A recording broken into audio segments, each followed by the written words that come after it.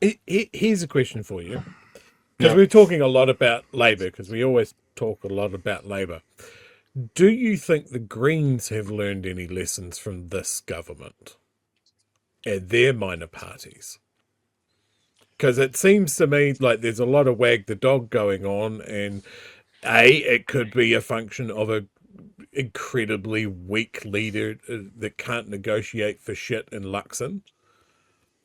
Or it could be those minor parties just know the leverage that they have and have used it like no other party before it.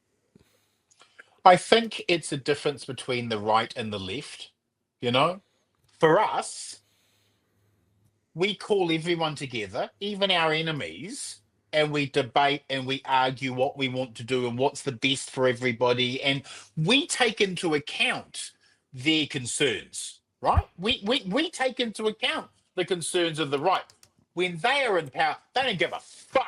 They don't give a fuck about our position. They don't give a fuck about our values. All they care about is their donors' interests, right? And then ramming that through legislation without any discussion whatsoever. We try to build, they burn. And that's the Mm. difference, right? They don't need to build. ACT isn't building anything. New Zealand First isn't building anything. They're playing to the petty bigotries of their rump voters, and they're more than happy to let the whole fucking thing burn down. What we try to do is we try to build, and we try to build using consensus because we believe that consensus building is the way that you do good governments. I've always felt, fuck that. First 100 days, you have your agenda and you ram that bloody thing through. They play that game, so should we. It's that example that you're speaking that we often say is that the left make policy and the right respond to policy. The right don't do any Right? policy at all. They just respond to policy. Also Yeah. made me think for the first time, Bomber, we all agree, and we were talking about this with the Taxpayers Union. What the Taxpayers Union is doing at the moment is not what the Taxpayers Union wants, it's what their donors want. So it's like what Yeah, donors of are course. telling, that's what. So if the big payoff is to the money behind the right, that's what they're making policy for. It feels like what we're saying is the equivalent to that on the left should be the vulnerable. I mean, that should be we make Mm. policy for the vulnerable. You guys make policy for the millionaires and billionaires. We make policy for the vulnerable. And maybe if the left, Labor included, got their head about vulnerable first, that is literally trickle up, which is the opposite of trickle down. That is literally we're only as strong as our weakest link. And if their filter from now on was what does the most vulnerable need out of us, that would be the kind of policies you'd see coming through that would get people voting for them. Well, I mean, like Labor's good for capitalism, National's good for the capitalists. And we try to build an economy that actually builds for everybody. They don't give a fuck about building for everybody. They care about making sure their donors are looked after. And so, where we need to be is we need to have real solutions and real policies that show people it's going to cost you less. You know, it's got to be material, and we've got to be clear about how we're going to fund that stuff. Labor, bless them. They keep telling us they want stronger public services, but they're not prepared to tax to ensure that we get those public services. We Yeah. need a whole bunch of new bloody taxes that are focused on those parts of the economy that are damaging. We need a new gambling tax. We need a new tobacco tax. We need a sugar tax. We need a financial transaction tax. Go after the speculators. Go after the areas where they're generating revenue at the cost of the wider society. And if we're not prepared to do that, then we can't promise those better health services and those better education services and the better infrastructure. I mean, I think the Greens policy on the green economy, where, we're talking about 40,000 new bloody jobs, that matters. We should be talking about a legal recreational cannabis market because of the extra revenue and extra jobs that's going to be creating. We've got to be looking at where the opportunities are for us to be able to grow an economy that works for everyone. And it can be done. It can be done. It's not some bullshit pipe dream. It can actually be done. But when you do that, you go up against this big money. Now, I know from some people inside the Labour Party, when I bring this up to them and go, why the fuck aren't we having a go at the rich? And they kind of come back as, well, if you make it too blatant and too open, they'll go to war with us. And I'm like, dude, they're already at war with us, for Yeah. Christ. Let's pick a side. They're on the battlefield rolling the tanks on us already. It's not, oh, if we do anything negative, they might, get angry at it. Fuck, they're already here. They're already here. It does make me think as well, if that really disappoints me, if that's what's coming out of some within Labor, because think about, you're talking about them needing to be subtle enough to be clever. Is this right-wing racist government subtle enough to be clever? No, they're blatant. They jump up and down. They punch, they scratch, they kick, they bite, and they win.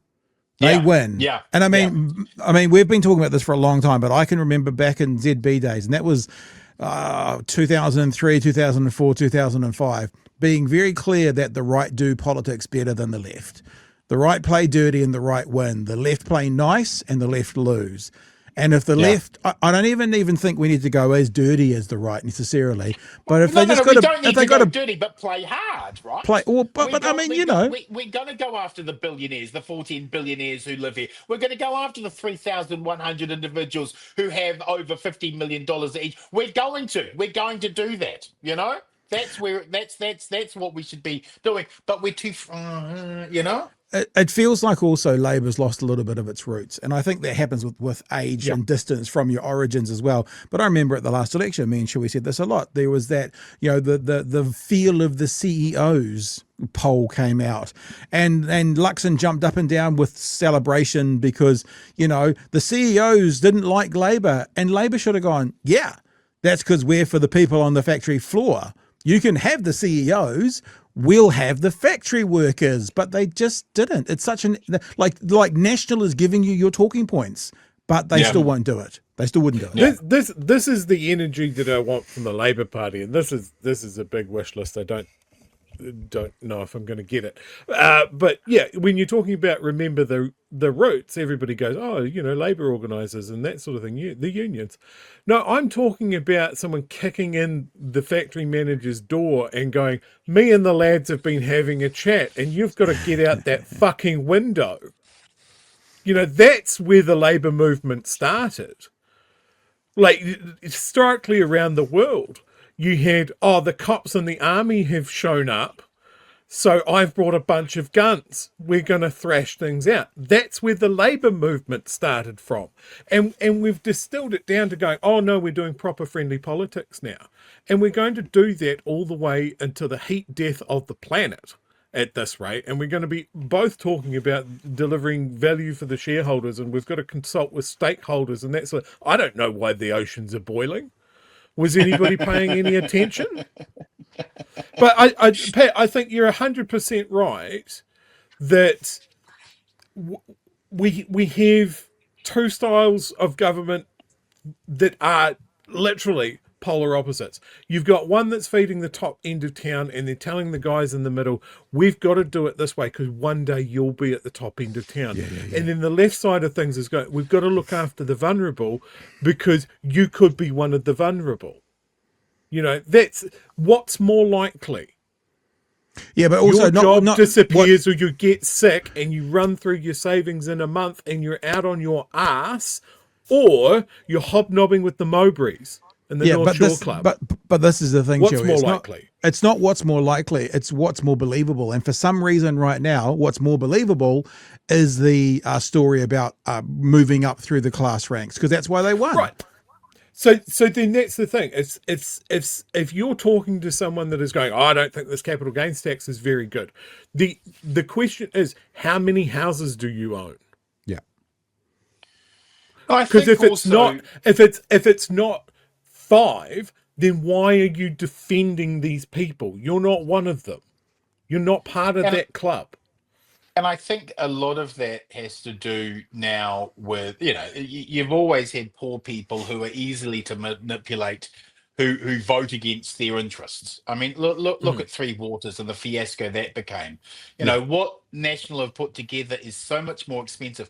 What Labor was trying to do was sort the issue out over who legally, you know, what legal interests Māori had in water, which was a high court reality that they had to look at, and how to lower the cost to everyone. Yet it was sold as the Maoris are stealing the water, and people bought into that. And now they're getting rates rises that they go, well, why is my rate going up? You know, well, because we just threw out the solution, mate. We told and I you. think, well, and that's part of the problem. We've become so isolated as communities. I mean, if you look at the massive drop off in trust of the mainstream media, if you look at the massive drop off in trust of institutions, and then you align it with the loneliness levels, right? We have just a pandemic of loneliness. And people, even though it's a 24/7 connected world, they feel more lonely than ever. What I think is the most important part of what BHM does and what you've done is you've created a community. You've created a group of people who come together every night and they feel connected. They feel a solidarity between each other. And that, I think, is ultimately going to be what we require for next year. It's that sense of community, giving people who are lonely a connection, giving them values, giving them a place where they can call their own. Because as we are, you know, we're so disconnected from one another that it's easy for the social media hate algorithms to take over our brains and just rot them out, you know? Yeah.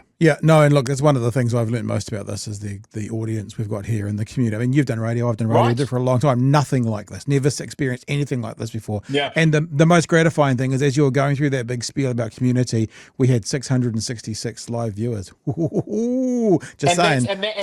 Just saying. That matters, right? Yeah, and they come that's why every it's night. important. Every single Right. night. These darling people Right. will finish the show with Yeah. see you tomorrow. And then should we go? Yeah. Okay, we'll see you guys again Yeah. tomorrow.